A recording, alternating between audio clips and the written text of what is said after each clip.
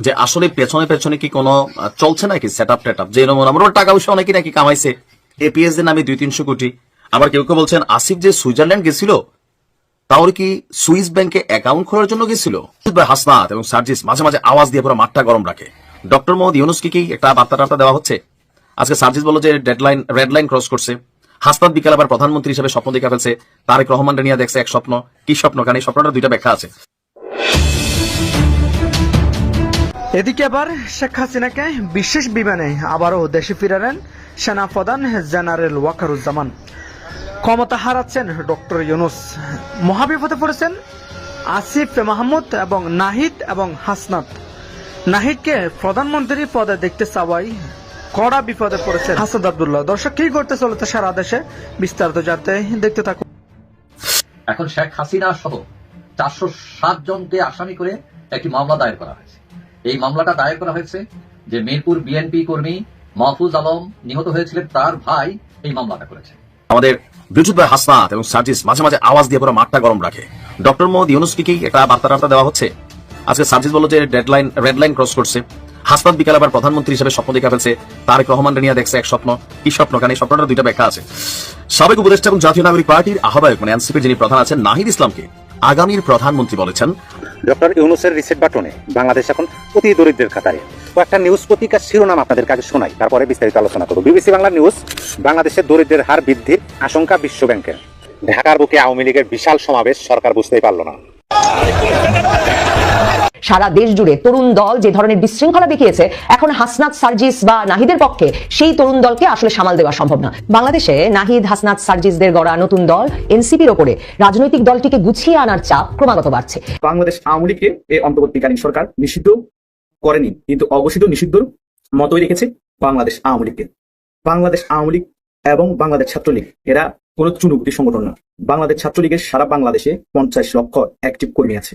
এবার সত্যি সত্যি জানা গেল জাতিসংঘ মহাসচিব কেন বাংলাদেশে এসেছিলেন ঈদের আগে, কেন ঘটা করে রোহিঙ্গা শিবিরে গিয়ে ইফতার পার্টি করলেন, কেন ঘটা করে বললেন যে আগামীকালকে আমি রোজা থাকবো। মুসলমান না হওয়া সত্ত্বেও তিনি বললেন আগামীকালকে আমি রোজা থাকবো। বলতেই পারেন তিনি। নির্বাচনের তারিখ নিয়ে আবারও বিভ্রান্তিকর বক্তব্য দিয়েছেন আমিরে জামাত বাংলাদেশ জামাত ইসলামীর আমির ডাক্তার শফিকুর রহমান। দর্শক, আপনারা জানেন কিছুদিন আগে রোজার আগে নির্বাচন চেয়ে মোটামুটি নিজ দলের নেতাকর্মীদের তোপের মুখে পড়েছিলেন আমিরে জামাত। সুপ্রিয় দর্শক মণ্ডলী, আসসালামু আলাইকুম রহমতুল্লাহ। আশা করি সবাই ভালো এবং সুস্থ আছেন। স্বাগতম জানাচ্ছি আমাদের আরেকটি নতুন ভিডিওতে। সুপ্রিয় দর্শক মণ্ডলী, ভিডিওর থাম্বনেল, টাইটেল ও ভিডিওর কিছু অংশ বিশেষ দেখে আপনারা ইতিমধ্যে বুঝতে পারছেন যে আজকের ভিডিওটি কতটা গুরুত্বপূর্ণ। সুপ্রিয় দর্শক মণ্ডলী, বর্তমান রাজনীতি আলোচনার প্রেক্ষাপটে বেশ কয়েকটি গুরুত্বপূর্ণ ভিডিও নিয়ে আপনাদের সামনে এসেছি। সুপ্রিয় দর্শক, তারও কিছু অংশ বিশেষ আপনারা ইতিমধ্যে দেখে ফেলেছেন। সুপ্রিয় দর্শক, সেই অংশ বিশেষগুলোর বিস্তারিত আলোচনা দেখলে আপনারা রীতিমতো অবাক হয়ে যাবেন। সুপ্রিয় দর্শক, আসুন আমরা সেই বিস্তারিত আলোচনাটা দেখে আসি। তার আগে আপনাদের প্রতি ছোট্ট একটা রিকোয়েস্ট, যারা আমার চ্যানেলে নতুন, চ্যানেলটি সাবস্ক্রাইব করে লাইক কমেন্ট শেয়ার করে আমাদের চ্যানেলের একজন সদস্য হয়ে যান। সুপ্রিয় দর্শক, আসুন আমরা সেই বিস্তারিত আলোচনা দেখে আসি। অবশ্যই আপনাকে সম্পূর্ণ ভিডিওটা দেখার জন্য অনুরোধ জানাচ্ছি। হাসিনা সহ 407 জনকে আসামি করে একটি মামলা দায়ের করা হয়েছে। এই মামলাটা দায়ের করা হয়েছে যে মিরপুর বিএনপি কর্মী মাহফুজ আলম নিহত হয়েছিলেন, তার ভাই এই মামলাটা করেছে। এখন জুলাই হত্যা মামলার নমুনা দেখেন, মানে 407 আসামি, শেখ হাসিনা সহ বিভিন্ন রাজনীতিবিদ, সাংবাদিক, আইনজীবী, সাংস্কৃতিক ব্যক্তিত্ব, আমলা, মানে কেউ বাদ যায় না। এখন পুলিশের আইজিপি এর আগে বলছেন যে মামলা হলেই গ্রেফতার হবেন এমন কোনো কথা না, মানে সংশ্লিষ্ট তদন্তের মাধ্যমে কেউ যদি সংশ্লিষ্টতা পায় কারো, তাহলে তিনি গ্রেফতার হবেন। এখন প্রশ্ন হচ্ছে 407 জন মিলে একজন মানুষ সে মারছেন। আমরা সাধারণত দেখি এরকম হত্যাকাণ্ডে 4-5 জনে মিলে হয়তো একজন মানুষ মারতে পারে। তো এখন 407 জন এত বড় একটা সিন্ডিকেট হয়ে এই লোকটাকে মারলো, এবং যাকে মারছে সে ওইরকম এমন কিছু না, মানে এই ভিআইপি টাইপের লোক, এরকমও কিছু না। তো এখন কেউ কেউ বলতেছেন যে এইগুলো হয়েছে মালকামানি কামানোর ধান্দা, হয়রানি করানোর ধান্দা, মানে পলিটিক্যাল মামলা এগুলো। এখন এইটা নিয়ে মোস্তফা সরওয়ার ফারুকী, সংস্কৃতি উপদেষ্টা, তিনি বলছেন যে ওই যে 407 জনের মধ্যে অভিনেতা ইরেশ জাকেরও আছেন। বলছেন যে ইরেশ জাকের বিরুদ্ধে মামলা মানে খুবই উদ্বেগজনক। এখন এর আগে আসিফ নজরুল নিজেও বলছিলেন, যিনি আইন উপদেষ্টা, যে এইসব মামলা নিয়ে সরকার বিপ্লব। এখন সরকার তারাও বলছিল যে নিরীহ নিরাপরাধ ব্যক্তি যাতে গ্রেফতার না হয় সেই দিকে পুলিশকে নজর দিতে।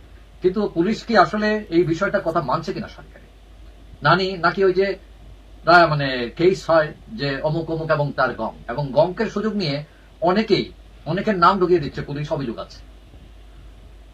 এখন জড়িত দুর্নীতিবাজ যেসব পুলিশ আছেন তাদের বিরুদ্ধে রাষ্ট্র কোনো ব্যবস্থা নিল কিনা এটাও দেখার দরকার।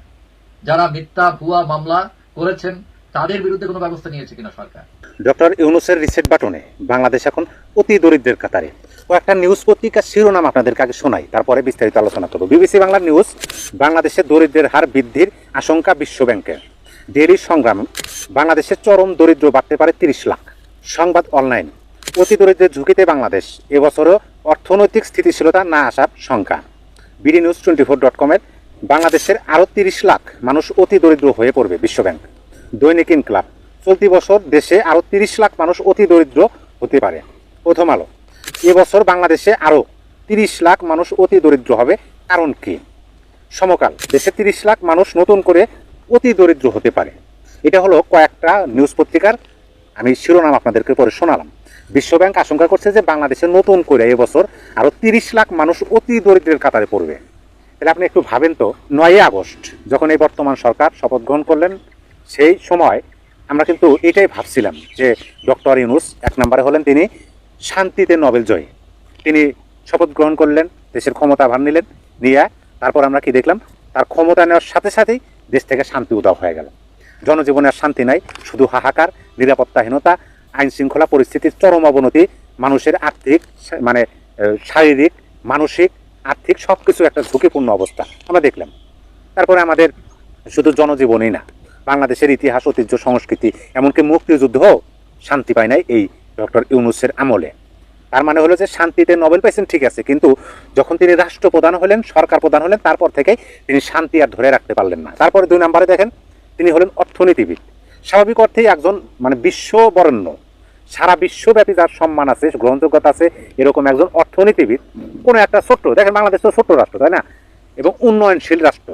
যখন 5 আগস্টের আগ পর্যন্ত যে সরকার ক্ষমতায় ছিল, তিনি কিন্তু বাংলাদেশকে ডিজিটাল বাংলাদেশ প্লাস উন্নয়নশীল বাংলাদেশে রূপান্তর করছিলেন। তারপরে একটা যখন আপনার শান্তিতে নোবেল জয়ী বিশিষ্ট অর্থনীতিবিদ ব্যক্তি এসে রাষ্ট্রের ক্ষমতা মানে পরিচালনার দায়িত্ব নিলেন, তখন কিন্তু সেই উন্নয়নশীল রাষ্ট্র অর্থনীতিতে ভরপুর হওয়ার কথা। সেই অর্থনীতিবিদের শাসনামলে বাংলাদেশের নতুন করে আরো 30 লাখ লোক অতি দরিদ্র হবে। দরিদ্র ছেড়ে চলে যাব অতি দরিদ্রের কাতারে। কি কি আশঙ্কা দেখাইছে বিশ্বব্যাংক? বিশ্বব্যাংক কিন্তু এই গত সরকারের আমলে 5 আগস্টের আগে কিন্তু আমরা শুনছি যে যখন আমাদের পদ্মা সেতু নির্মাণ করা হলো, তখন কিন্তু বিশ্বব্যাংক আমাদের টাকা দিতে চাইছিল, তারপরে দেয় নাই। অভিযোগ করছিল যে ডক্টর ইউনূস সাহেব তিনি নাকি নানানভাবে বাধা দিচ্ছেন, তার কারণে সত্য মিথ্যা সেটা মানে এখনো প্রমাণিত না, কিন্তু এরকম অভিযোগ কিন্তু ছিল যে বিশ্বব্যাংক যেন পদ্মা সেতু নির্মাণের বিনিয়োগ না করে, সেটা নাকি তিনি বিভিন্নভাবে কৌশলগতভাবে এগিয়েছেন। পরিশেষে আমরা দেখতে পাচ্ছি যে বিশ্বব্যাংক কিন্তু আমাদের পদ্মা সেতু নির্মাণে প্রকৃতপক্ষেই কোনো অর্থ বিনিয়োগ করে নাই। তারপরে যাই হোক আমাদের নিজস্ব অর্থায়নে পদ্মা সেতু হয়েছে। সেই বিশ্বব্যাংক এই ডক্টর ইউনূসের শাসনামলে এসে বলতেছে কি যে বাংলাদেশে আরো নতুন করে 30 লক্ষ মানুষ অতি দরিদ্রের কাতারে পড়ে যাবে। বিশ্বব্যাংক কি বলছে সেই বিষয়টা আমি একটু বলি, সম্পূর্ণ পড়ে আপনাদেরকে শোনাই। বিশ্বব্যাংকের প্রতিবেদনে যা আছে, বাংলাদেশে দরিদ্র ও বৈষম্য বেড়ে যাওয়ার পেছনে মূল্যস্ফীতি, চাকরি হারানো ও অর্থনীতির ধীর গতিকে কারণ হিসেবে দেখানো হয়েছে বিশ্বব্যাংকের প্রতিবেদনে। গত ফেব্রুয়ারি পর্যন্ত 52টা শিল্প প্রতিষ্ঠান বন্ধ হয়ে গেছে, আর গত 15 মাসে 96,000 শ্রমিক কর্মহীন হয়ে পড়ছে। আমরা কিন্তু আশাই করছিলাম যে এই সরকারের আমলে অন্তত কর্মহীন তো দূরের কথা, কর্ম মানুষ করবো, মানুষ খুঁজে পাওয়া যাবে না। কারণ তিনি যে আশ্বাস দিচ্ছিলেন যে আমরা বিশ্বের কাছে যাব না, বিশ্বই আমাদের কাছে আসবে, এটা অপার একটা সম্ভাবনা, এই সম্ভাবনাকে হাতছাড়া করা যাবে না। এখন কি বিশ্ব আমাদের কাছে ঠিকই আসতে চাইছে, বলতেছে তোমরা তো এই বছর 30 লক্ষ আর অতি দরিদ্র বাইরে যাবো তোমাদের দেশে, এরকম কথা বলে যেতেছে। কি চমৎকার, তাই না? তারপরে এই বিশ্বব্যাংকের প্রতিবেদনে আরো বলা হয়েছে, উচ্চ মূল্যস্ফীতির ফলে নিম্নবিত্ত মানুষকে চড়া দামে নিত্যপণ্য কিনতে হচ্ছে এবং চলতি বছরে গড় মূল্যস্ফীতির আরো বেড়ে 10% হতে পারে। এছাড়াও চলতি অর্থ বছরের প্রথম 6 মাসে প্রায় 4% শ্রমিক চাকরি হারিয়েছে। এ কারণে জাতীয় দরিদ্র হার বাড়ছে, চরম দরিদ্রের হারও অনেক বেড়ে যাবে বলে বিশ্বব্যাংকের প্রতিবেদনে উল্লেখ করা হয়েছে। চলতি অর্থ বছরে জিডিপি প্রবৃদ্ধিও কমে যাবে এবং জিডিপির অনুপাতে সরকারি ঋণের পরিমাণ আগের চেয়ে বাড়তে পারে। 2024-25 অর্থ বছরে জিডিপি প্রবৃদ্ধি 3.3% হতে পারে, যা গত বছর ছিল 4.2%। 2022-23 অর্থ বছরে ছিল 5.8%। মূল্যস্ফীতি, চাকরি হারানো, অর্থনীতির ধীর গতি মতো যেসব বিষয়কে দারিদ্র্য বেড়ে যাওয়ার কারণ হিসেবে চিহ্নিত করা হয়েছে, অর্থনীতিবিদেরা তাতে একমত। অর্থনীতিবিদরা এই যে আমি কারণসমূহ বললাম, যে এই কারণসমূহের জন্য বিশ্বব্যাংক মানে প্রতিবেদনে যেগুলো বলছে, এটার সাথে অর্থনীতিবিদেরাও একমত পোষণ করছেন যে হ্যাঁ, এটা হতে পারে। দেখেন কি এক মানে করুণ ইতিহাস, তাই না?